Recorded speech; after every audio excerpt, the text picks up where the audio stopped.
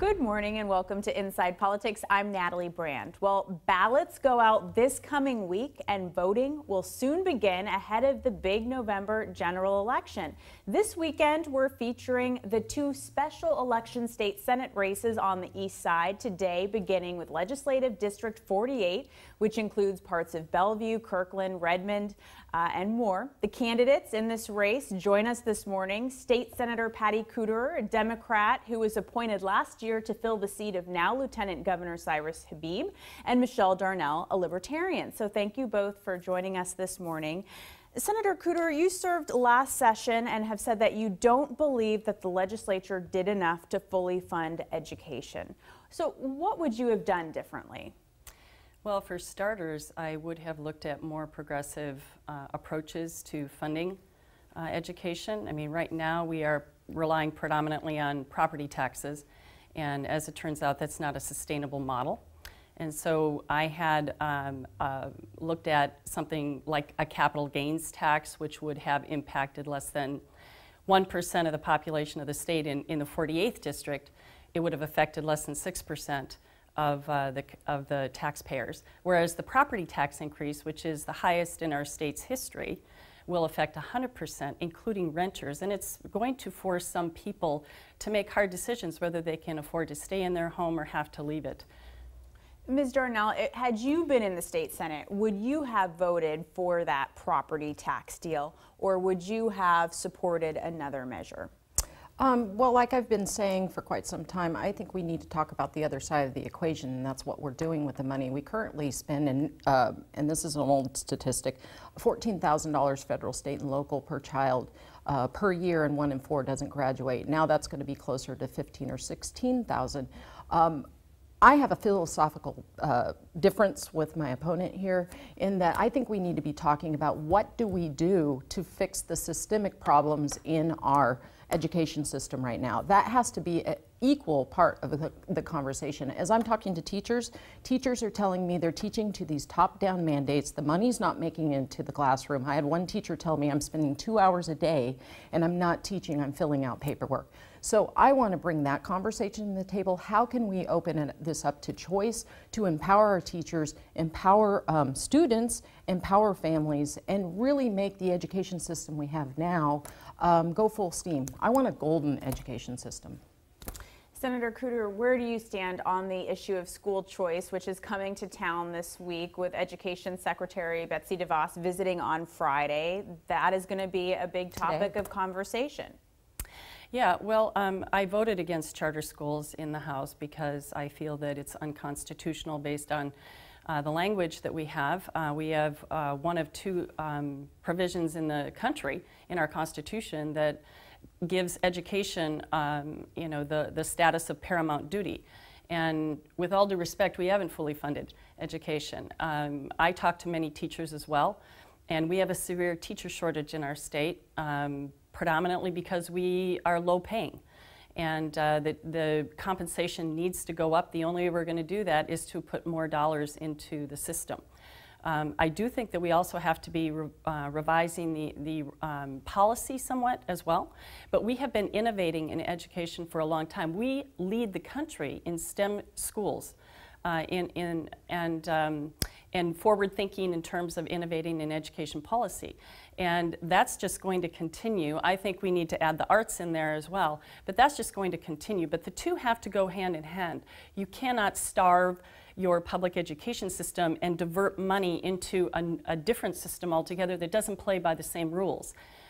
In fact, if charter schools were in fact a better mousetrap, then we should just remove the regulations on all schools and let them all play by the same rules. I don't think that this one will withstand scrutiny either. The latest bill that was passed last year, I think that is going through the court system as we speak. Did you want to add something? Well, I just feel like whenever we have this conversation, we're talking in the extremes. I'm a pragmatic libertarian. I'm not talking about no regulation. I'm talking about let's change the conversation a little bit. We seem to be polarized in Olympia. It's either or. I would like to facilitate a conversation where we can talk about these issues.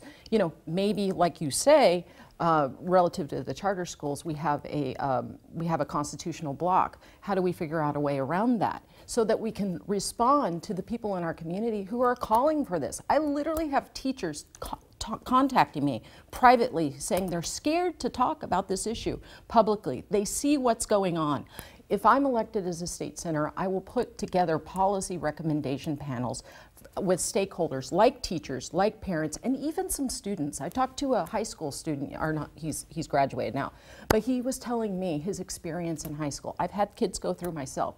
So my point is, I don't see my role as to solve the problem. My role is to bring people around the table to discuss these issues and move them ahead. We have been talking 3 cycles about how to fund McCleary. It's time to move on now to another conversation. Natalie, we don't have any charter schools in the 48th legislative district. We have several choice schools which really operate like a charter school but under the auspices of the school board. And when you're talking about a charter school, the way that it's set up, there is no transparency and accountability in terms of where the tax dollars are going, right? These are appointed boards. They're not held accountable to the taxpayer. We can have that model within the public education construct, and that's really the way we should be going. So following up on this issue of school choice, how do you balance school choice with funding for public schools? How do you balance? Balance the two, for the parents who want school choice and the folks who say we need to do everything we can to protect public schools and the money going into public schools. How do you balance these two competing goals? Well, I think, you know, with the idea of choice, there would be a natural balance, economic forces at play, if you will. Let me give you a hypothetical. Okay, let's just say, hypothetically speaking, we spend $14,000 federal, state, and local per child. Let's say 7,000 of that followed the backpack. That means that the parents could choose a public, private, or charter. And this is hypothetical, just is to start the conversation. 7,000 would stay with the public school system, and they are not educating that child. This would drive excellence in the public school system. It would also drive the money into the classroom because it would be more outcome based as opposed to these top-down mandates and so on and so forth. It would give the teachers freedom. It would give the teachers power because, you know, the schools that were really thriving, they would draw those kids right back to the public school system. You would reach a level of equilibrium at some point. And you would empower parents. Parents would engage because let me tell you, when you get to choose your jacket there like you are, you take an interest in that as opposed to if the government issued a uniform. Senator Kuderer, Ms. Darnell believes that the public education system is too top-down. Do you agree, disagree? I think there's some improvements that can be made there, but by and large, I don't think that that's an accurate statement. For example, what happens, the state sends out money based on the prototypical school model to each school district. And then the school districts decide how to spend it. So it's really more decentralized. It's not coming from the state level in terms of telling the districts how to spend their money. But in terms of that balancing question you asked about balancing charter schools with the public education, you can't balance it. You know, just by definition, if you're going to be using taxpayer dollars to fund charter schools, you're going to be taking that money away from the public school system. And we haven't yet fully funded it yet. So I think that that would be, what you'd be doing is essentially creating a two-tier educational system, and we don't need to do that. We've already demonstrated, especially in the 48th, that we have choice schools that can accommodate. So this is a key difference between, you wanted to... Well, I want to make the point, you know, food stamps, for example, or the GI Bill. You know, with the GI Bill, you know, veterans can go choose whichever school they want. The government doesn't tell them where to go. Food stamps, we allow freedom. You don't have to go to store number, you know, 562. That's the kind of model I would like to move towards. So freedom. School choice, key difference between the two of you. Now let's turn to transit, another big talker, especially for voters in your district on the east side. I've heard voters across both sides of the aisle talk about their car tab bills and skyrocketing prices. So how would you balance, you know, accountability of Sound Transit and the taxpayer dollars going in to fund light rail, and, you know, voters who say my car tabs are too high? Well, let's start from the standpoint that they really are too high. I mean, that's just a fact. We have gotten crazy high bills in the mail. I have received emails from constituents who have talked about it. I introduced legislation to essentially reduce the car tabs amount without bankrupting or forcing Sound Transit to default on their loan obligations. There was another, that never got a hearing, by the way. There was a bill that was proposed that would have cut the car tabs in half and used the Kelly Blue Book, and while that would have made everyone, look good if we all voted for it, the reality is that was a guaranteed lawsuit because our Constitution prohibits us from passing laws that would force a public entity to default on obligations, and that's exactly what that bill would have done. So just one more follow-up for you, because we have been tracking these investigatory hearings that have been going on the Senate side. Some Senate Republicans believe that Sound Transit misled voters and lawmakers. Do you agree? No. And why not? Because the evidence was there. Senator Erickson last year, before I was in the Senate, had an amendment that would have fixed the old valuation schedule, and the Senate Republicans voted it down. So it was very plainly aware among the legislature that this was a problem. And the reality is the Senate Republicans just refused to fix it. And quite honestly, if we were to start thinking about our infrastructure differently in terms of how we fund it, rather than bonding with money coming from Wall Street at high interest rate and create our own public infrastructure bank, we could actually reduce the interest that we pay on these infrastructure projects, which is sometimes half the cost of the project, and we could instantly reduce the car tabs by doing that. That's just a smart way to go with our money. What is your solution on that issue? Well, I think at this point I would do away with the tolls. Long-term, tolls are a more finely tuned user fee. They do make sense, but the way we've implemented them, I mean, we're effectively paying for roads that we've already built. So short of just calling it into the entire model at this point, I would say that we need to engineer the entry and exit points on the east side, on 405, for example, because right now, I don't know if you've been over there, but if I'm in Kirkland and I'm trying to get over 4 lanes and then back to Bellevue, it just doesn't work. So I would address that. But further than that, I think we need more privatization again in transportation. We're dumping more money into a model that isn't working. We have these tax and spend policies that have been frankly going on for about 2 decades, and we still have the same problems. We are spending about 62% statewide of our transportation dollars to service 3% of the commuters. And I think we need to talk about what is the Washington State Department of Transportation, what is their mission? Is it to get traffic flowing, get commerce flowing, get people back and forth to work? Or is it to engineer us out of our cars, which by the way is not working? And it's not even environmentally sane because now we're spending more time in our cars, which is more carbon footprint. So, I mean, there's just no logic. And right here we see part of the problem. The Republicans are over here, the Democrats are over here, and no one can rise above the rhetoric and put some common sense into this environment. And that's what I want to do. I'm not a career politician. I haven't been in Olympia yet, although I watch very closely. I'm a common sense person. I see problems, I say come together, let's talk about these. Let's stop with the political polarization and the rhetoric and solve these problems for the people in our community. And just to follow up on the point that you just raised, you are a Libertarian. Yes, ma'am. Would you caucus with one party over the other? I would likely caucus with Republicans because I'm fiscally conservative, I'm socially get out of my way.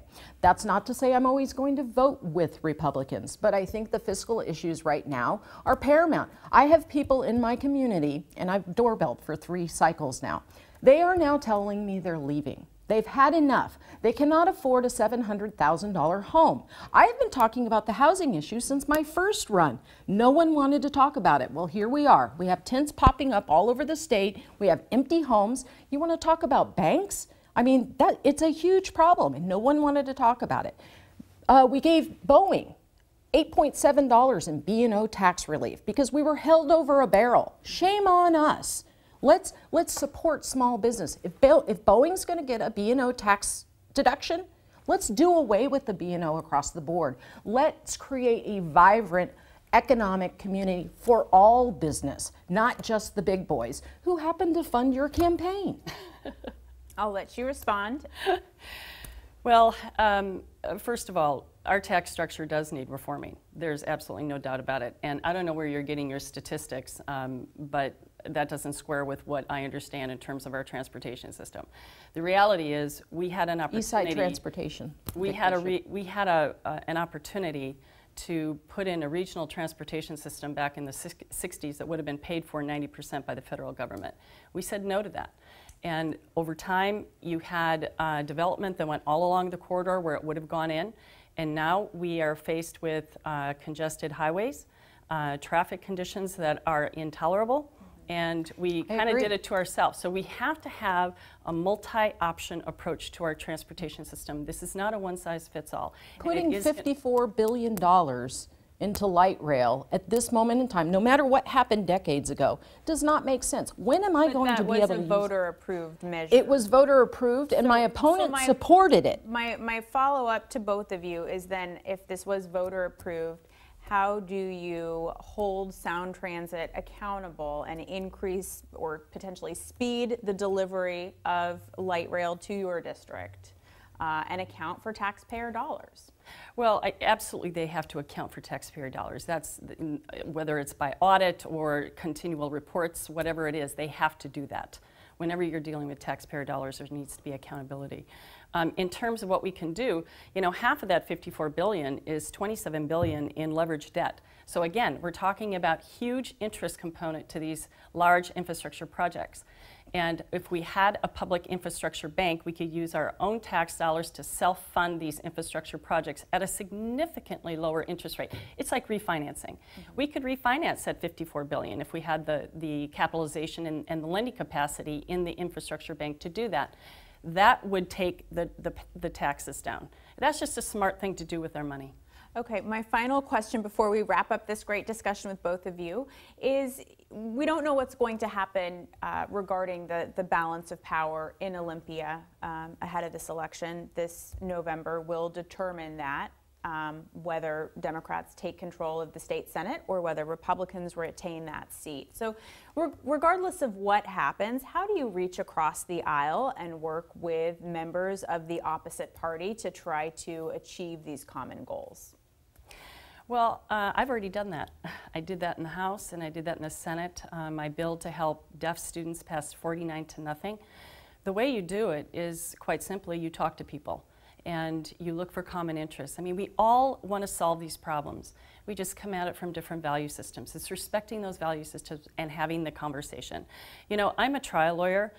I deal with people who disagree with me all the time. I don't take it personally. And I always look for common ground. And when someone tells me about a concern that they have, I try to address that concern. You bring all stakeholders to the table and you address their concerns so that you can come forward with a bill that's going to be supported, like my 49-0 bill was. Okay. You know, the approach I have is, you know, I'm a libertarian, so I can kind of balance both sides, if you will. But what I do for a living is I have the bank on one side and a homeowner on the other. I am a paralegal and an advocate for homeowners who have been beaten up pretty good by the banks. I have the bank on one side, homeowner on the other, and what we do is, you know, through this process, we end up, the homeowner retains their home and the bank gets cash flow without litigation. It requires listening first, and I feel like my opponent doesn't listen to our community. Back when we were talking about the tabs back last cycle, I was in opposition to them because as I was doorbelling, I was hearing people, particularly seniors, talking about property tax increases and how that was, you know, really hurting them. My opponent said nothing about that then. Now we're talking about property tax increases. She supported spending this money on openly. And so, you know, back to your original question of how we build, you know, build bridges, we have to listen first. And as a representative, it's not my job to solve all the problems. It's my job to listen to the constituents who elect me. And I don't feel like we have that sort of representation right now. We have very polarizing representation in the state. Because that was a jab at you, I will let you respond and then we will wrap up this discussion. Well, aside from the fact that most of what she said was just simply inaccurate. What was inaccurate? That I wasn't talking about car tabs or responding to constituents' concerns. I have a very You know, my policy in my office is that if you contact me, I'm going to contact you back. Have there been emails that I didn't get? There were like 2. And when I found out that I didn't get them, I absolutely responded to that. This is a job of responding and representing your constituency. And it's a job of going out and talking to them and finding out what their concerns are. And I can tell you, I've knocked on thousands of doors. Thousands. And I can tell you that the values that I have and the things that I'm fighting for right now, health care, transportation issues, affordable housing, this infrastructure bank, these are all things that are shared across political ideology. And I am finding that people genuinely support what I believe. And so my bottom line is you need to have a right fit for your district. And I feel I'm the right fit. 10-second response, and then my experience, and one of the reasons I'm running, this is not a hobby. I feel very passionate about this, and it's because of the hundreds and hundreds of stories I've heard. People do not feel like they have a voice. They feel like money controls politics, and to some degree I might have to agree with that, but I'm very stubborn, I'm tenacious, and I'm not going to give up. All right, and you have just a few more weeks to make your case to the voters. Good luck in this final stretch. Election Day, November 7th. Okay. Thank you very much. Thank you very much. Thank you.